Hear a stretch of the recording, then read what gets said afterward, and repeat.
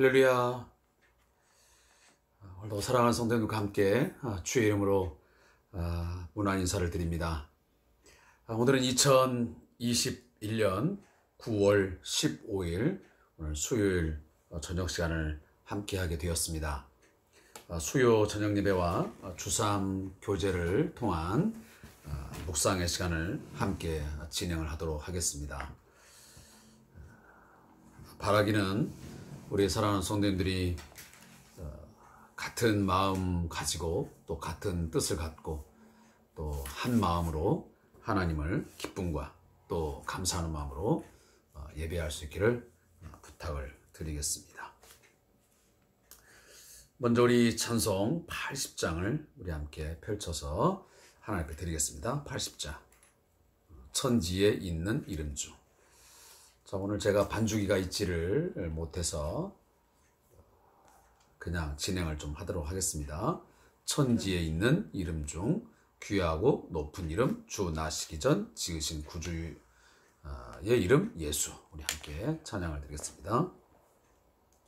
천지에 있는 이름 중 귀하고 높은 이름 주 나시기 전 지으신 구주의 이름 예수. 주 앞에 엎드려 그 이름 찬송함은 내 귀에 들린 말씀 중 귀하신 이름 예수. 주 십자가에 달릴 때 명패에 쓰인 대로 저 유대인의 왕이요 고 우리 왕이시라. 주 앞에 내가 엎드려 그 이름 찬송함은 내 귀에 들린 말씀 중 귀하신 이름 예수. 지금도 살아 계셔서 언제나 하시는 일 나 같은 죄인 부르사 참 소망 주시도다. 주 앞에 내가 엎드려 그 이름 찬송함은 내 귀에 들린 말씀 중 귀하신 이름 예수. 주 예수께서 영원히 어제나 오늘이나 그 이름으로 우리에게 참 복을 내리신다. 주 앞에 내가 엎드려 그 이름 찬송함은 내 귀에 들린 말씀 중 귀하신 이름 예수. 아멘.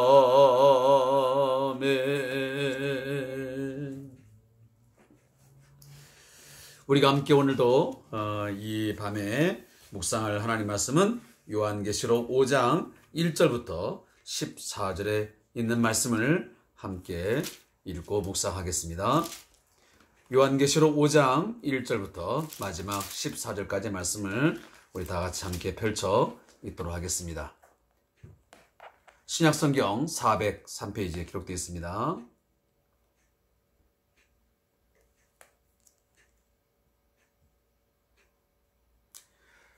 내가 보매 보좌에 앉으신 이의 오른손에 두루마리가 있으니 안팎으로 썼고 7인으로 봉하였더라. 또 봄에 힘있는 천사가 큰 음성으로 외치기를 누가 그 두루마리를 펴며 그 인을 떼기에 합당하냐 하나 하늘 위에나 땅 위에나 땅 아래에 능히 그 두루마리를 펴거나 보거나 할 자가 없더라. 그 두루마리를 펴거나 보거나 하기에 합당한 자가 보이지 아니하기로 내가 크게 울었더니 장로 중에 한 사람이 내게 말하되 울지 말라. 내 유대 지파의 사자 다윗의 뿌리가 이겼으니 그 두루마리와 그 일곱인을 떼시리라 하더라. 내가 보니 보좌와 내 생물과 장로들 사이에 한 어린 양이 서 있는데 일찍이 죽임을 당한 것 같더라. 그에게 일곱 뿔과 일곱 눈이 있으니 이 눈들은 온 땅에 보내심을 받은 하나님의 일곱 영이더라. 그 어린 양이 나와서 보좌에 앉으신 이의 오른손에서 두루마리를 취하시니라. 그 두루마리를 취하심에 내 생물과 24 장로들이 그 어린 양 앞에 엎드려 각각 검은고와 향이 가득한 금 대접을 가졌으니 이 향은 성도의 기도들이라. 그들이 새 노래를 불러 이르되 두루마리를 가지시고 그 인봉을 떼기에 합당하시도다. 일찍이 죽임을 당하사 각 족속과 방언과 백성과 나라 가운데에서 사람들을 피로 사서 하나님께 드리시고 그들로 우리 하나님 앞에서 나라와 제장들을 삼으셨으니 그들이 땅에서 왕노릇 하리로다 하더라. 내가 또 보고 들음에 보좌와 생물들과 장로들을 둘러선 많은 천사의 음성이 있으니 그 수가 만만이요 천천이라. 큰 음성으로 이르되 죽임을 당하신 어린 양은 능력과 부와 지혜와 힘과 존귀와 영광과 찬송을 받으시기에 합당하도다 하더라.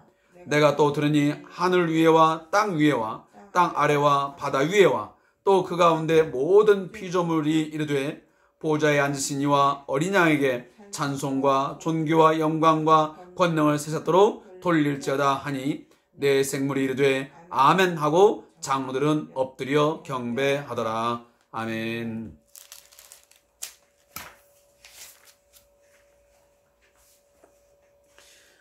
오늘 우리가 함께 읽은 요한계시록 5장 1절부터 14절까지의 말씀의 제목을 잠깐 언급하면 심판의 책을 받으시는 그리스도 해서 1절부터 7절까지의 말씀이고요. 8절부터 14절까지의 말씀의 제목은 천상의 예배에 동참하는 모든 피조물이라는 제목입니다. 먼저 1절부터 7절까지의 말씀의 본문을 요약하면 사도 요한은 하나님의 손에 있는 일곱 인으로 봉하여진 두루마리를 보게 됩니다. 그는 이 두루마리의 인을 뗄 자가 세상에 없다는 것을 알았고 그 이후로 크게 울게 됩니다. 그때의 장로 중 한 명이 메시아 예수님이 그 인을 떼실 것을 말하게 됩니다. 또한 그는 일찍 죽임을 당한 것 같은 어린 양이 두루마리를 취하는 것을 목격을 하게 됩니다.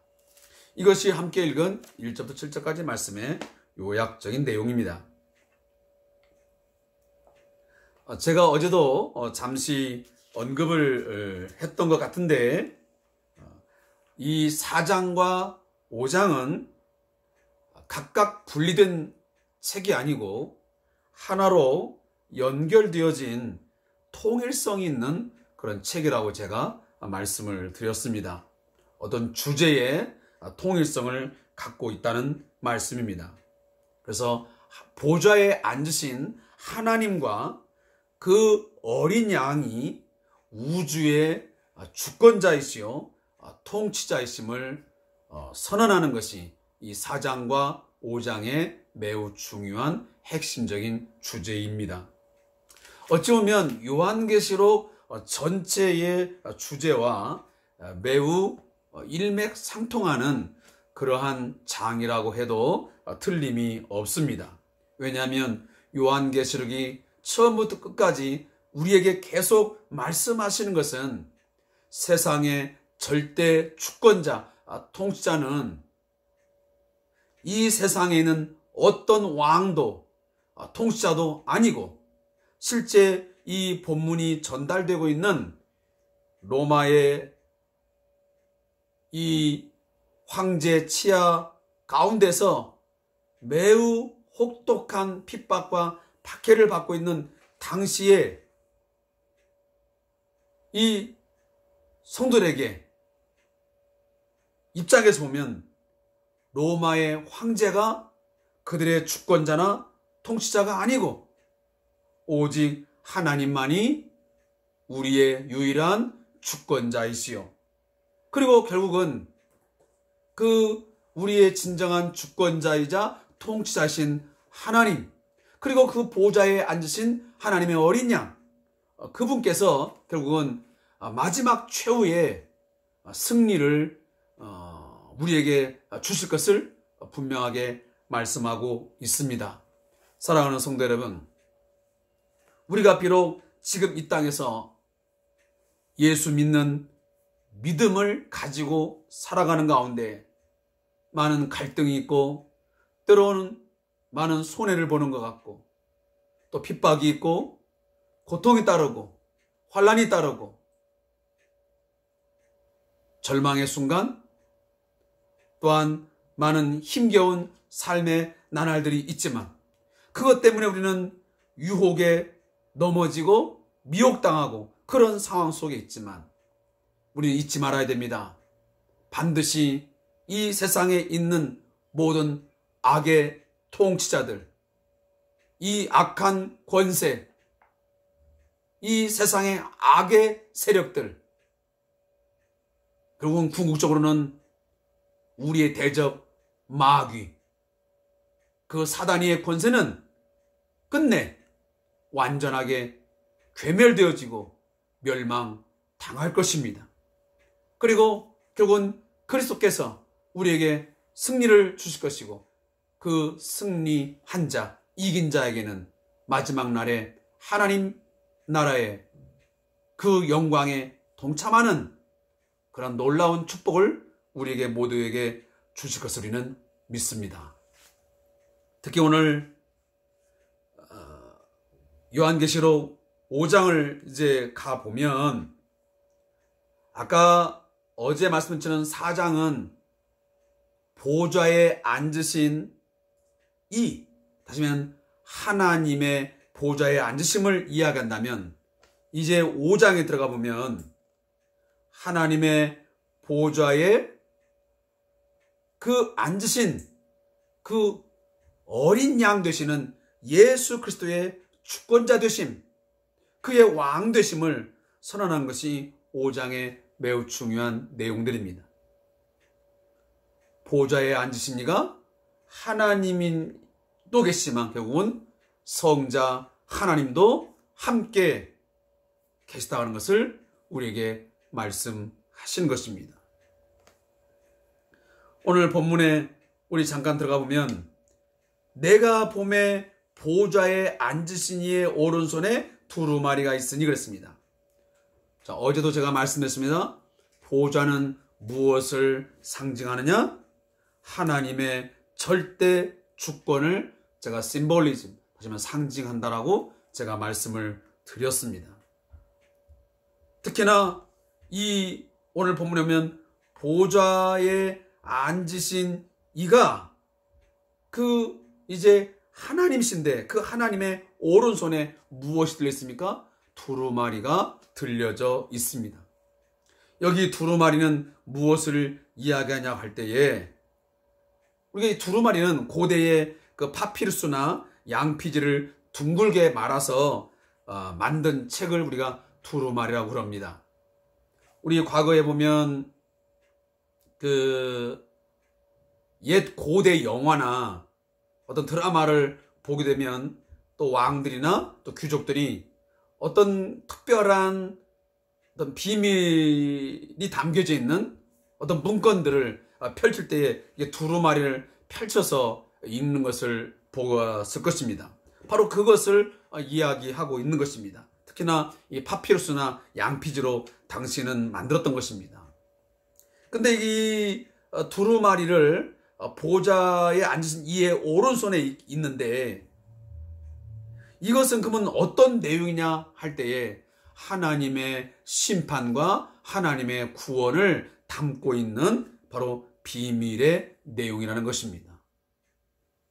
이것을 우리는 이미 그 에스겔서에서 보면 에스겔서 2장 9절부터 10절까지 보면 거기에도 이 두루마리를 펼쳐서 당시의 하나님의 심판의 내용들을 펼치는 것을 우리는 보게 됩니다.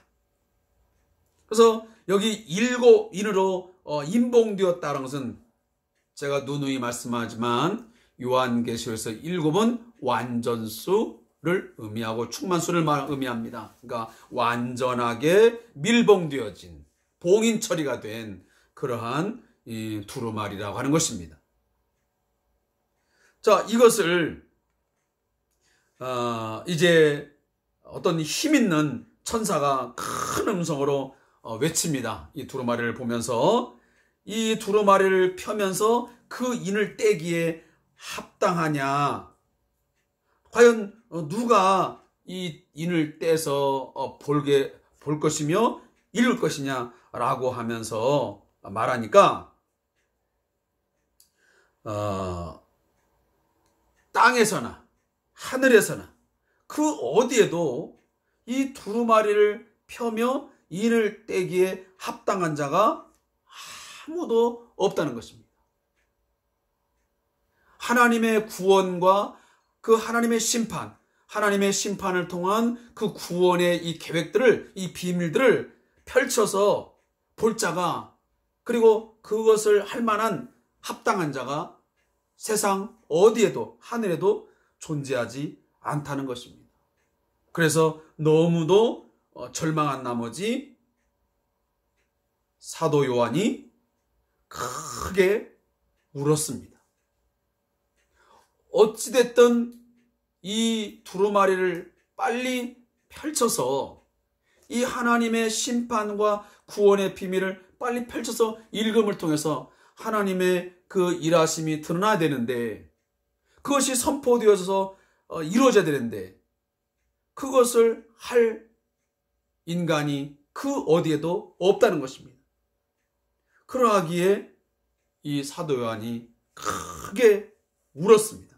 그때 바로 장로 중에 한 사람이 나타나서 그 인을 펴고, 그 두루마리를 펴고 인을 뗄 자가 이 세상에 인간에게는 없지만 한 분이 있다. 그 사람이 누구냐면 5절에 보니까 유대 지파의 사자 다윗의 뿌리가 이겼으니 그 두루마리와 일곱인을 떼시리라 하더라. 이게 누굽니까? 우리가 너무 잘 알고 있는 창세기 49장 9절부터 10절에 말하고 있는 장차 메시아, 하나님의 그 왕권을 가지고 대리 통치할 하나님의 아들 통치자, 바로 메시아를 의미하는 거 아니겠습니까? 그 메시아, 그 참된 왕은 어느 지파? 유대 지파를 통해서, 유다 지파를 통해서 나올 것을 이미 야곱은 죽음에 임박해서 예언을 통하여 말합니다. 홀, 그 왕권을, 왕의 홀을 잡은 그 자가 바로 유다 지파에서 나올 것을 말씀하셨던 것이죠. 그래서 다윗의 뿌리 가운데서 메시아가 출생을 했던 것입니다. 바로 그분이 이 두루마리를 펴며 일곱인을 떼서 하나님의 심판은 어떻게 이루어지고 결국은 하나님께서 어떻게 이 세상을 구원할 것인지, 그 하나님 나라의 그 비밀을 우리에게 선포하시고 실행하실 것이다 라고 오늘 성경이 오늘 우리에게 말씀하고 있는 것입니다. 이 말씀은 그대로 이루어졌습니다. 그리고 지금도 이루어지고 있습니다. 하나님의 아들 예수 그리스도, 우리의 진정한 왕이 되시는 그분께서 다윗의 뿌리 가운데 나타나신 그 메시아 되시는 우리의 구원자 예수 그리스도가 하나님의 심판은 어떻게 행해지고 결국은 하나님은 당신의 백성을 어떻게 구원하실지를 이미 선언하셨고 선포하셨고 그것들을 지금도 이루어 가고 계시는 것입니다. 자, 이 사실이 알려지자 6절에 보니까 내가 또 보니 보좌와 내 생물들과 장수 사이에 한 어린 양이 있었는데 일찍이 죽임을 당하더라. 자, 그 어린 양의 모습, 메시아로서 그 왕이 되시는 그 예수님은 내 생물과 장로들 사이에 그분이 계셨습니다. 자, 앞전에 4장에 보면 보좌에 앉으신 바로 성부 하나님께서도 내 생물과 장로들에 쌓여가지고 경배와 찬양을 받으셨습니다. 존귀와 영광을 다 그분에게 이 내 생물과 장로들, 24장들이죠. 24장은 제가 뭐라고 말했습니까? 하나님의 백성들을 대표하는 상징적이라는 상징적 단어라고 제가 말씀드렸습니다. 온 구원받은 하나님의 백성들과 그리고 내 생물, 이 천상의 존재, 천사들이 이 보좌에 앉으신 성부 하나님을 향하여 존귀와 영광과 이 경배를 드리는데, 오늘 본문에 보니 동일하게 어린 양 예수에게도 다윗의 뿌리 가운데 나오신 그 어린 양, 우리를 위하여 십자가에 죽으신 그분에게 오늘 내 생물과 장로들이 어김없이 뭘 하고 있습니까? 우리가 그 뒷부분에 가보면 나오지만 13절에 보면 보좌에 앉으신 이와 어린 양에게 찬송과 존귀와 영광과 권능을 세세토록 돌릴지어다 라고 말씀합니다. 다시 하면 성부 하나님, 성자 하나님이 동일하게 모든 구원받은 백성들과 그리고 천상의 모든 그 존재들로 하여금 예배와 경배를 받으신다는 말씀입니다. 특히나 오늘 여기 6절 말씀이면 그에게 7뿔과 7눈이 있다라고 말합니다. 여기 뿔은 힘과 능력을 상징하는 것이고 눈은 통찰력과 지혜를 상징합니다. 그런데 그 앞에 보면 다 7이 써있어요. 7은 다시 한번 말씀은 완전수, 충만수를 제가 말씀한다고 이야기했습니다. 하나님의 힘과 능력은 완전하십니다. 그리고 그의 통찰력과 지혜는 모든 것을 감찰하심에는 완전하시다는 말씀입니다. 사랑하는 성도 여러분, 우리의 어린 양으로서 이 땅에 오셔서 속죄의 제물로 죽임당하신 예수 그리스도, 그분은 천상에 계셔서 하늘 보좌에 하나님 보좌 우편에 앉아 계시면서 지금도 우리의 왕으로서 모든 우주 만물을 통치하는 주권자로서 7뿔과 7눈을 가지고 온 땅을 두루두루 살피시며 우리와 함께 동행하시고 우리를 도우시고 우리를 지켜보고 계심을 믿으시기 바랍니다. 이 말씀들이 당시에 로마의 그 큰 박해 가운데서 시련을 당하고 있는 많은 성도에게는 큰 위로와 소망이 되었던 것입니다. 지금 당장 세상의 이 상황은, 눈에 보여지는 상황은 로마의 황제가 절대 권력을 갖고 절대 주권을 행사하면서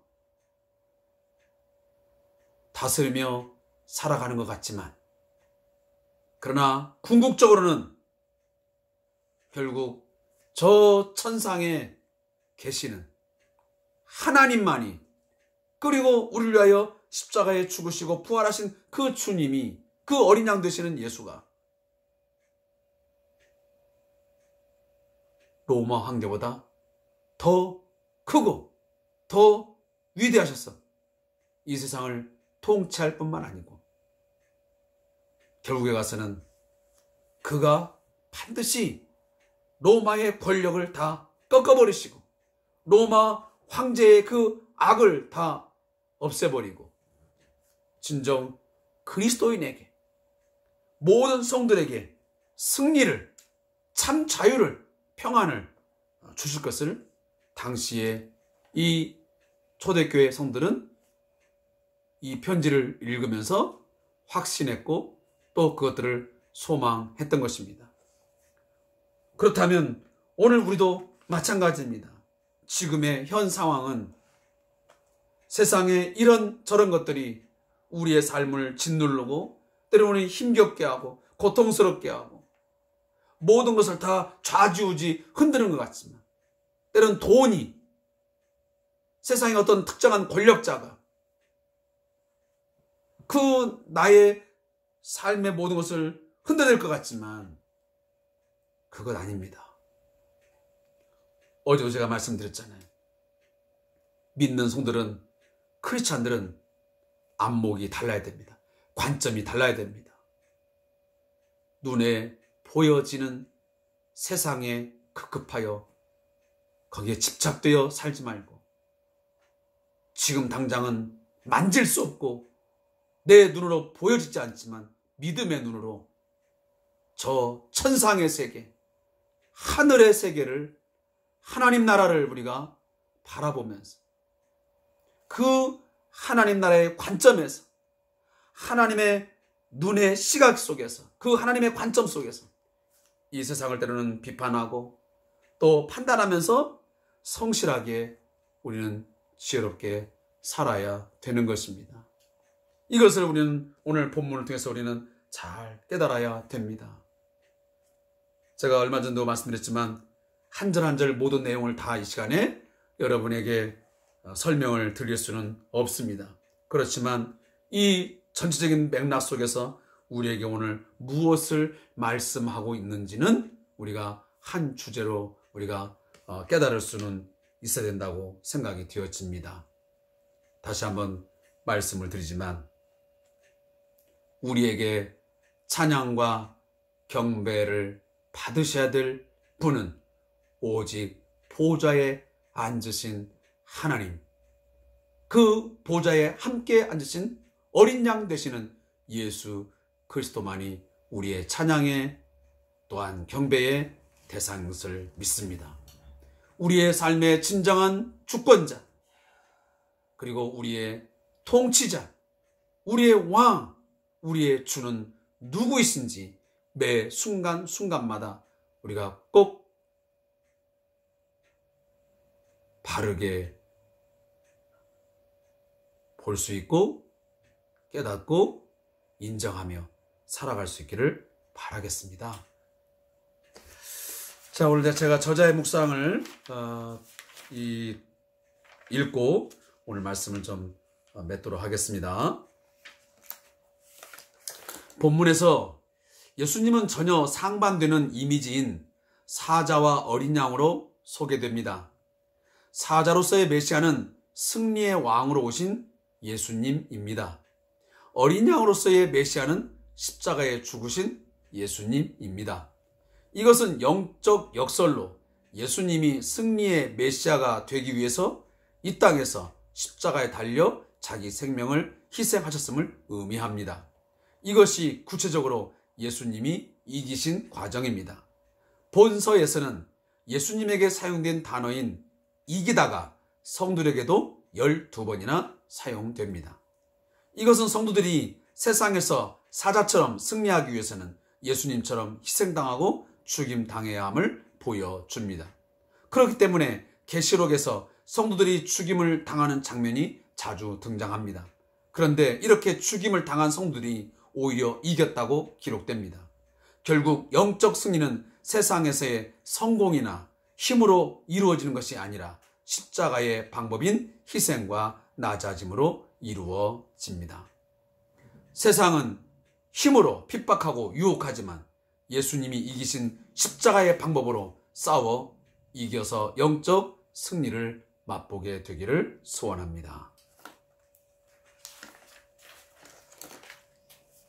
두 번째 묵상은 요한 당시의 사람들은 능력, 부, 지혜, 힘 등 천사들이 찬양하고 노래한 예수님의 속성이 로마 황제의 소유라고 여겼을 것입니다. 그러나 오늘 본문은 이 모든 것들의 주인은 예수님이며 예수님만이 만물의 찬양을 받으실 온 세상의 주인이심을 보여줍니다. 우리는 세상에서 눈에 보이는 능력, 부, 지혜, 힘을 소유한 사람들을 부러워하고 높이는 경우가 많습니다.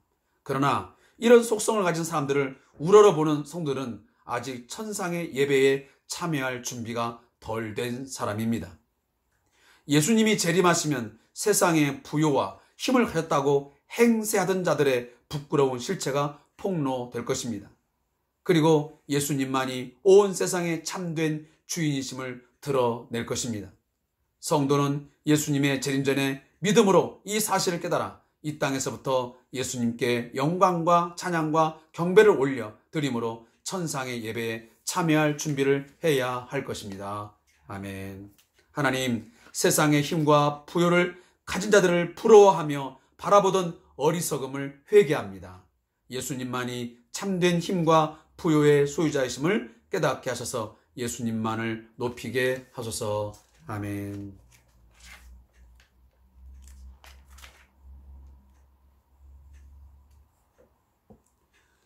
아까도 제가 잠시 여러분들에게 말씀을 드렸지만 우리는 땅의 관점에서 또 땅의 관점에 귀속되어서 세상을 살아가면 결코 안 됩니다. 우리가 에베소서를 강해하면서 이미 접한 거지만 이 땅에 우리가 발을 딛고 이 세상에서 직업을 가지고 다양한 삶을 살아가지만 진정한 우리의 삶의 터전, 또 궁극적인 우리의 삶은 어디에 있냐면 하나님 나라에 있습니다. 하늘에 있습니다. 우리는 땅의 시민권도 있는 자임과 동시에 우리는 하늘나라의 시민권을 가진 자임을 우리는 한시도 잊어서는 안 됩니다.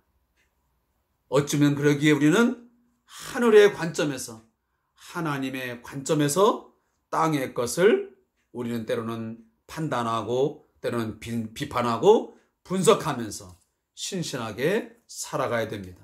결코 우리는 세상과 타협하거나 세상의 문화에 편승하여 함께 춤을 추며 살아간다든지 아니면 세상의 것에 너무 지나치게 있고 없고에 따라서 우리의 신앙이 요동을 치거나 좌절하고 절망하고 너무 지나치게 쾌락을 추구하는 그런 삶이 있어서는 아니 될 것입니다.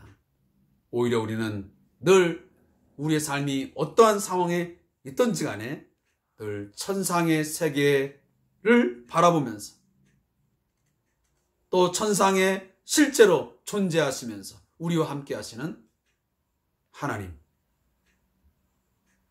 어린 양 예수 그리스도를 늘 바라고 소망하면서 그분께만 존귀와 영광과 찬양을 드리는 삶을 사신다면 예수님이 이 땅에서 죽임당하셨지만 결국 하나님이 그를 다시 오른손으로 붙잡아 이렇게 세워주시고 하늘 영광 보좌에 앉히시고 하늘의 영광에 참여하게 하신 것처럼 우리 성도들도 지금 이 땅에서 믿음으로 살아가는 가운데 어려움이 따르고 희생이 따르고 고난이 따른다 할지라도 끝까지 믿음을 지키게 되면 우리도 결국 하나님께서 그 오른손으로 우리를 붙들어 주셔서 마침내 하늘나라의 영광에 동참하게 하는 큰 복을 우리에게 주실 것을 확신합니다.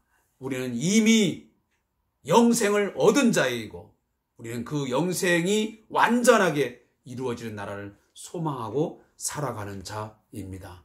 이 땅에서도 영생을 누리시고 그리고 장차 우리에게 이루어질 그 영광스러운 그 찬란함을 늘 소망하면서 이 땅을 살아갈 수 있기를 다시 한번 주의 이름으로 축복합니다.